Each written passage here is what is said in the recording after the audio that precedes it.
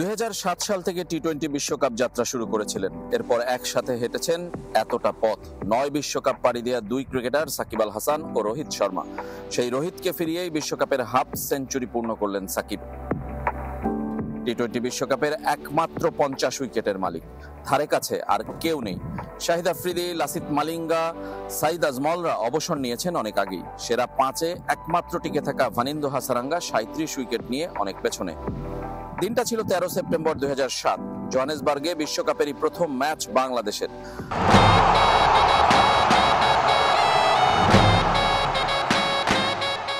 সাকিবের দ্বিতীয় টি-20। দিনেশ রামদিনকে দিয়ে শুরু করেছিলেন উইকেট শিকারের নেশা। ওই ম্যাচে 4 উইকেট নিয়েছিলেন সেরা বোলার।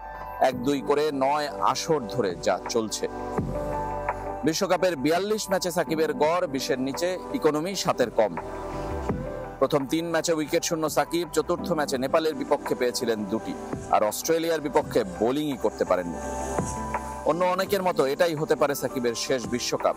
তবে যেখানে গিয়ে থামবেন সেখানে পৌঁছানোর সাধ্য কার? Rezwanuzzaman, channel 24, Antigua, West Indies.